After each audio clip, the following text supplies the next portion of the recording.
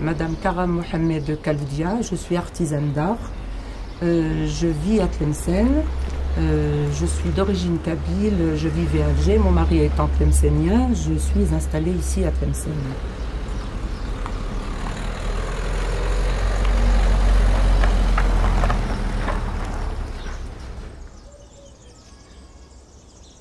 J'avais au lycée, j'avais un petit don pour le dessin, la création. Donc mon professeur de dessin m'avait un peu encouragée à éventuellement préparer le concours des Beaux-Arts, que j'ai préparé. Et au moment où je devais rejoindre l'école des Beaux-Arts, mon père a refusé parce qu'il ne connaissait pas, il ne savait pas, pour lui, ce n'était pas des études. Donc, ils ont préféré que je fasse un autre genre d'études et je me suis orientée vers le sport.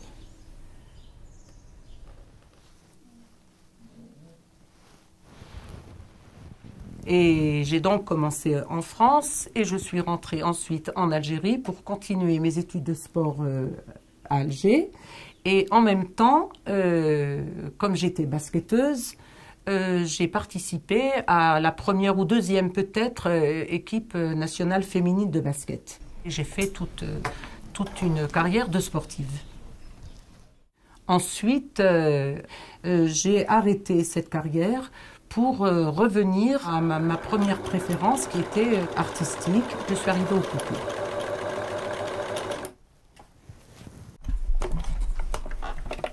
J'ai commencé au départ à faire des petites poupées parce que je suis un peu manuelle et j'aimais beaucoup bricoler. Donc j'ai fait des poupées, des petites poupées pour les enfants à peu près, c'est-à-dire avec des petits bouts de chiffon. Et j'ai toujours, je ne peux pas expliquer, ça c'est un truc que je ne peux pas expliquer parce que j'ai toujours aimé faire des poupées avec rien du tout. J'ai fait de cette activité ma profession, donc en devenant artisane et en créant donc des jouets pour les enfants, des choses pour les enfants, aussi bien des petits berceaux que des petites corbeilles, et puis en plus les poupées, des petites poupées pyjama, enfin tous ces petits trucs. J'ai donc ouvert une petite boutique à Alger. Il y avait souvent des touristes qui venaient puis qui voulaient acheter des poupées, puis ils me demandaient, mais pourquoi vous ne leur mettez pas des robes d'Algérie? Donc, de ma petite poupée de chiffon que je faisais pour les enfants, j'ai un peu travaillé le modèle, je l'ai retravaillé pour en faire une poupée, cette fois, qui allait porter nos tenues traditionnelles. À partir du moment où j'ai décidé de faire ce travail, j'ai voulu absolument créer ma poupée complètement. Je me disais que pour que ce soit une poupée algérienne, il faut qu'elle soit créée en Algérie par une Algérienne et qu'elle ait sa valeur, qu'elle ait sa vraie valeur. Voilà, donc j'ai fait un petit travail sur le visage, sur la taille de la poupée, sur les costumes. J'ai essayé de me rapprocher au maximum et de toucher le plus de régions possible. Et je n'ai pas fini encore, apparemment, j'en ai encore à faire.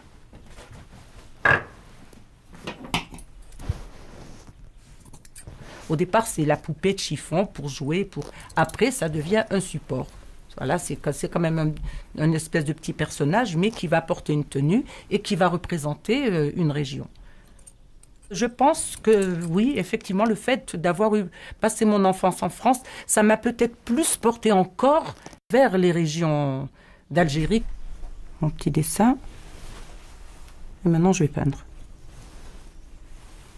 Mais les tenues, je suis jusqu'à aujourd'hui, je suis émerveillée par les découvertes que je fais quand je cherche. Et elles sont multiples et elles sont... voilà. Donc, je pense qu'il y avait un truc un peu merveilleux à faire et que j'ai essayé de le faire.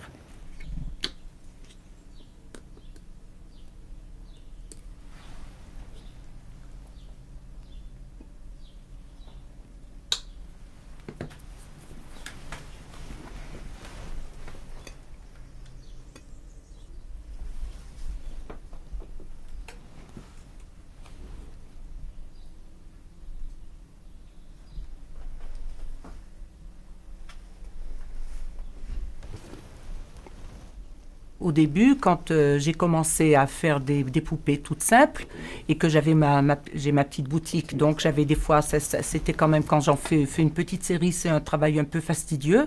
Donc j'avais des petites apprentis auxquels j'ai appris le fait de faire une poupée. Je leur ai appris, etc.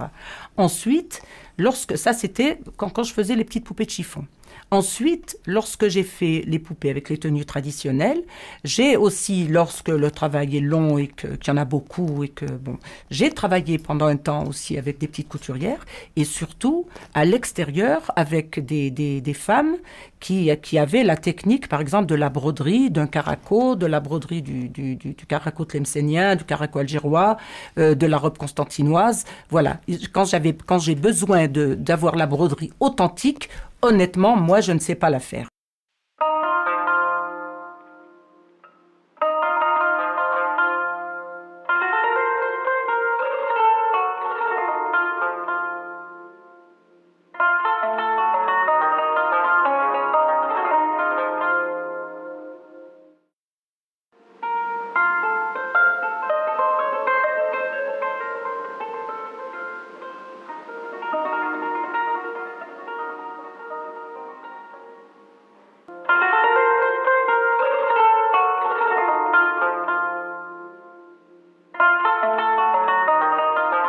Mon gros problème, c'est lorsqu'on me dit, par exemple, des étrangers ou quand je vais faire des expositions, on me dit « Oui, mais la poupée traditionnelle algérienne, c'est laquelle ?» Eh bien, je suis incapable de répondre. Et je leur dis « Je ne peux pas vous dire. » Ils me disent « Mais si, normalement, c'est l'algéroise. » Je dis « Je ne peux pas vous dire l'algéroise. Parce que si je vous dis l'algéroise, les Kabyles vont dire « C'est pas non. Non, nous, on a notre tenue depuis des siècles. À Tlemcen, on va me dire la même chose. Dans les Aurès, on va dire « Ah non, nous, moi, c'est non, la tenue. » Alors, je n'arrive pas. Et j'ai des débats et des disputes avec mes amis parce que je n'arrive pas, alors que dans tous les pays, vous avez une poupée. Vous avez la japonaise, la poupée russe, la poupée bulgare, la poupée roumaine, la poupée, etc., qui représente le pays. Et nous, c'est pas possible. Moi, je trouve que c'est une richesse et à chaque fois, je m'en vante. Quand je fais des expositions, je dis, eh ben voilà, moi, j'ai toute une série parce que nous, on a tout un panel de beaux costumes et je suis obligée de tous les représenter.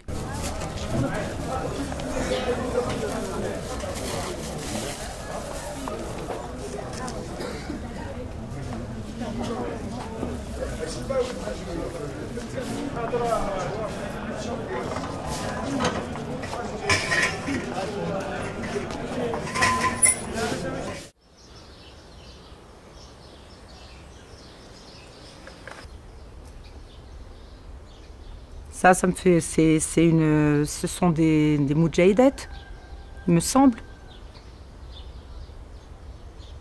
Donc ce sont des femmes qui ont lutté pendant la guerre et c'est héroïque et c'est extraordinaire. Voilà, c'est tout ce que je peux dire. Moi, j'ai une immense admiration pour ces femmes. Si c'est elles, hein, si c'est ça, il me semble.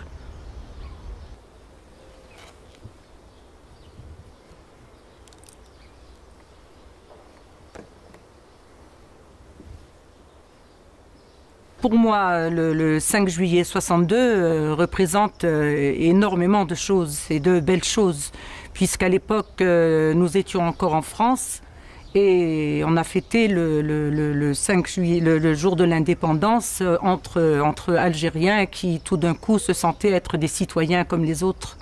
Et on avait le bonheur d'être des gens reconnus et l'espoir aussi de voir un jour notre pays, puisque nous avons vécu en France et on n'avait pas encore vu notre pays. Ce que m'a apporté l'indépendance dans ma vie de femme, que ce soit au travail, à la maison ou dans la vie courante, c'est qu'on se sentait des citoyens à part entière, des citoyennes à part entière, et qu'on avait tout un avenir devant nous et qu'il y avait tout à faire et qu'il fallait que... Donc voilà le repère ici. Et là. Concernant le statut et la condition des femmes en Algérie, je pense qu'il y a des choses qu'il faut arracher et se battre pour les avoir. Il ne faut pas s'attendre aussi tout le temps à ce qu'on nous donne tout prêt, et puis après, quand on nous donne tout prêt, après on veut encore autre chose, et puis finalement on est constamment insatisfait. Je pense que dans un pays où une jeune fille ou une petite fille peut aller à l'école, ensuite peut aller à l'université, ensuite peut travailler, ensuite peut conduire, ensuite je pense que bon, moi à mon avis on n'est pas si mal lotis. Je veux dire, on peut voir, on peut probablement être encore mieux, c'est sûr, mais c'est de nous que ça dépend aussi. C'est vraiment de nous que ça dépend. Parce qu'on a les possibilités d'avoir la vie qu'une mère de famille, une femme qui travaille doit avoir. On a la possibilité de l'avoir, donc il faut aussi tout faire pour que ça se passe comme ça.